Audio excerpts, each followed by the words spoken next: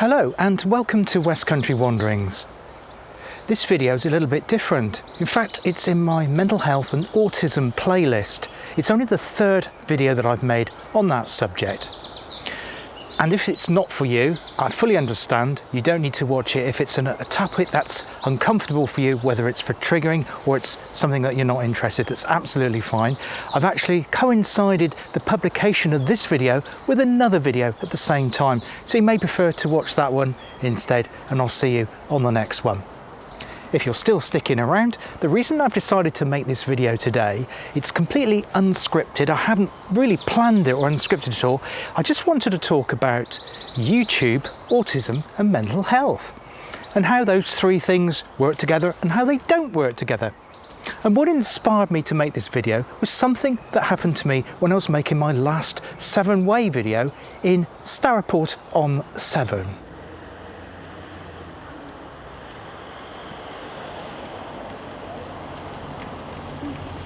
So you may be thinking, what happened in Stourport-on-Severn? You may have watched that video, 7-way 15, wasn't it, when I walked from Beaulieu to Stourport-on-Severn. I was quite pleased with the end result of it, and the comments on it have been very encouraging indeed, and I will be continuing on the 7-way. Don't worry, I'm not about to announce it's going to stop or anything like that at all. What happened was I got to the canal basins in Stourport, and 3 people approached me while I was filming. Now, they were fine, they weren't antagonistic in any way, they weren't out to cause trouble. The first gentleman was from the Canals and Rivers Trust, and he was just asking me what I was doing, genuine question, and I explained it to him. And he went on about the canal basin and everything. It was a fairly lengthy conversation, and at the end of it, although the gentleman was very polite and everything, I did find it rather draining. A few minutes after that, another gentleman approached me and asked me what the big fluffy grey thing was on the top of my camera, which I did explain to him. He then went on to a lengthy explanation all about microphones. Again, I found this conversation quite draining because I wanted to carry on with filming and photography in the area. After he went on his way, yet a third person came up to me literally just a couple of minutes later and wanted to talk about photography.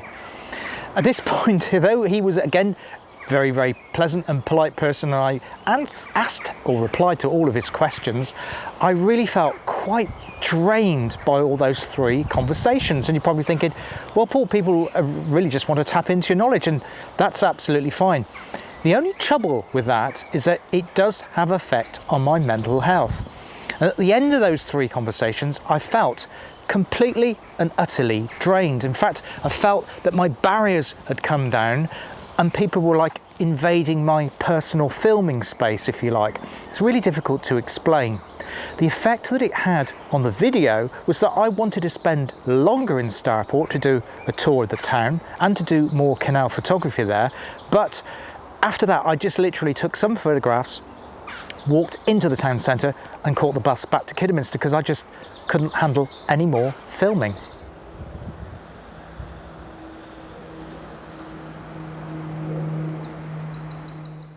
Now, if you don't have autism, you're probably thinking at this point, well, that's just an annoyance factor. You wanted to get on with what you wanted to do, but people were coming up to you and you couldn't do it, and you were just annoyed because of that happened. It's a lot more than that.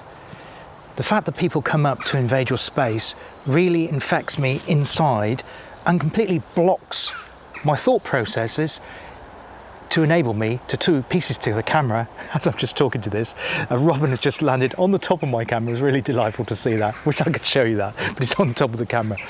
I digress. It really invades my space, and then I can no longer process, so I couldn't even do any more pieces to camera. I did one more final. There was one which was the final clip you see me closing the video off, and you're probably thinking it doesn't look quite as professional as the other ones you saw in the video, and the reason for that is my thought processes have completely gone out the window, and I just wanted to get out of the location because I didn't want any more people just going into my headspace, if you like. I just need my own space to think. So that's one of the ways that it can affect me in terms of filming and YouTube. There is another way. I have done a couple of collaborations with other YouTubers. I did one in Shrewsbury last year, and I will be doing another collaboration with some of those people I met then. They're delightful people. I was completely out of my comfort zone, but because we're all focused on the same thing and we're all doing the same thing, I felt quite comfortable around those people. After a few minutes, I did feel we had something in common. I felt okay. I've also done some with Louise as well, and I get on well with Louise, and we've done, because we cover the same area, we've got similar interests in what we do, I do feel comfortable. However, I was approached by a top YouTuber, one that's got lots and lots of, I think he's got about, I won't mention who it is, you might be able to guess, but he's got about 80,000 subscribers. And he wanted to know if I wanted to link up with him to do a canal video. Not only that, but we were going to be going to a location where there were lots of canal volunteers from different parts of the country coming together to restore the canal. And I had to decline. Because for the first reason, I didn't know the gentleman very well. I don't subscribe to channel, even though he has lots of subscribers and he is very successful in what he does. But more importantly that, I couldn't have handled lots of other people that I don't know in an area, all talking at different points, and then being able to try to do filming for YouTube as well. It'd be too much. The other thing I really can't handle is small talk. Now, when I was first diagnosed with autism back in 2004, my then district manager, I was a retail manager at the time, my then district manager asked me, he couldn't quite grasp the concept of autism. He was aware of it, and he was aware of it from the standpoint that you have some people with autism that may be mute, are quite obviously disabled. And with my autism and some other people's autism, you might be familiar with the TV presenter Chris Packer, who is also autistic. You're probably thinking, well, they can talk to a camera and they seem really, really confident. But there's things that he can't do, like I can't do.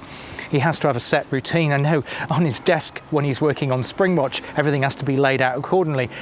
And if something's moved on his desk, it really throws him out. The team he works with now are fully aware of that, and I'm very, very similar in the way I work. So how I explained it to my then district manager in terms of how autism affects me being a retail manager was we would have district meetings, of course. Once a month we would go to a store and there'd be a meeting. You'd talk about lots of things. There'd be an agenda. You'd start the meeting, go up to lunch, have a lunch break, afternoon session. People would present and talk about different things. Now, a couple of times previously, my district manager had asked me to do presentations at those meetings about different sales categories, etc., sales performance, how we can work with different teams from other areas, that sort of thing. And he thought I come across doing those presentations really, really well. But I said to him, that's fine. I said, because you've told me what I need to talk about before the meeting. So you've given me like a couple of weeks to research it. I've done my script. I've rehearsed my script. I know exactly what it is I'm going to say. So when I'm delivering that speech, whether it's to 50 people in the room or 10,000, it doesn't make any difference really. I don't see the people. I'm just presenting it. Just like I'm talking to the camera now. I'm not thinking about the people that, you know, probably just a couple of hundred people will probably watch this video. I'm not thinking about that. I'm just thinking about what it is I'm trying to communicate. However, the difficulty at those meetings was at the start of the meeting, before the agenda. So the meeting started at 9. People would tend to arrive from 8:30 to 8:45, and then they'll go into, sometimes be like a little staff kitchen area, and they'll make themselves coffee, and they'll be all in little huddles talking about lots of different things, what they watched on TV last night, where they're going on their holidays, all these sorts of things. Those sort of conversations I find extremely, extremely difficult. I don't know when to start talking, when to stop talking, the correct level at which to pitch the conversation. I'd usually stand back from people and I just wouldn't be able to get my words out because I felt I was talking across other people because I didn't know, I can't read the body language to enable me to know when it is I need to start talking. What it is I'm supposed to be talking about, because there's no script, so I don't know if it is going to be something that people are interested in. But because of that, I've got really, really stressed before the meeting started. So what I did was I then decided to arrive at exactly 9 o'clock. I would wait in my car, or if I'd come on the train, I'd wait somewhere outside the building and literally just dive into the building 1 or 2 minutes before the start of the meeting to avoid those really stressful situations. Now, the other topic I wanted to touch on in this little video about autism and mental health is the mental health side of it and how that affects me doing YouTube. What I have noticed, particularly as I've got older, is my mental health seems to be in quite a bit of decline. In my younger years, I seem to be able to do more things. I don't mean in a physical sense, but more things in mental capacity. I could take on lots of different roles. So I'd have my job and I would volunteer to do like Chamber of Trade and that sort of thing. I really struggle with my mental health nowadays, not just anxiety, but with depression as well. And if you speak to lots of people with depression, whether they have autism or not, it's almost like a sine curve. It goes up and down. You'll have good days and bad days. And that's why doing YouTube is suitable for me, because I can plan the workload in terms of making videos around my mental health. So today, I've actually been shooting something for my canal update today, and I've thought it will be a good time this afternoon. Now I've finished doing that, but I feel okay to come and talk to the camera to talk about this. A lot of days I wouldn't be able to do that. I just wouldn't have the stamina in my brain and the control and thought processes to be able to articulate the words that I need to say to explain what I'm actually going through when I'm actually going through it, if that makes sense. You need to be well to explain how you are when you're not well, and that can also be difficult, because then people are thinking, why are you talking about being not well, because you seem absolutely well. Well, I'm not well all the time, and that's why I do YouTube, because I only do make the videos while I'm feeling well, particularly being out and about, and especially in a busier area. I really need to be on top of things to enable me to do that. And on my less able days, I find I can then go and do editing. I can sit in a quiet room in front of a laptop, headphones on, and focus on the editing. And then that I don't need to be in my full-on concentrate. I am concentrating, but in a different way to when there's lots of noise going on, the chaos with traffic, people, lots of unpredictable events out in the open and wider world. Now, we're quite familiar these days with celebrities talking about mental health. In fact, there are a couple of pop stars have recently cancelled their tours because of mental health issues. I think one of them is a New Zealander called Lady Hawk, and she also has autism, and she cancelled a tour of the UK, which is planned in fact for next year, but because she's got other things going on in her life, she's had to readjust it. And a lot of people now are more open about talking about mental health, and I think that's a real positive thing. No two people's experience of mental health is going to be the same, though, just like no two people with autism are going to be the same. The range of what we're actually capable of will be different. Not only that, it's further compounded by the fact that the difference isn't linear. So if you compare two autistic people, say at 5 years old, they'll be very different to those two people when they're 50. The person that was less able when they were 5 may be more able than the person that was more able when they were 5, when they're at age 50, if you see what I mean. So it goes up and down, similar to what depression does. It's quite a complex disability in that regard, because there's no visibility to it as well. Now, as I said at the start of this little video, it is quite a triggering topic. And I do appreciate if you stuck around to the end of the video and watched it. I will put some links in the description of today's video, things like Samaritans, National Autistic Society if you want to know more information, and also mental health helplines. It's always good to talk to somebody else about mental health, whether that's a trusted friend or a family member or even your local GP, rather than bottling it up. I hope this also has helped to explain why my videos are a certain way sometimes, and why sometimes they might be just short bites and photo ones, because sometimes I don't have the confidence to appear in front of the camera.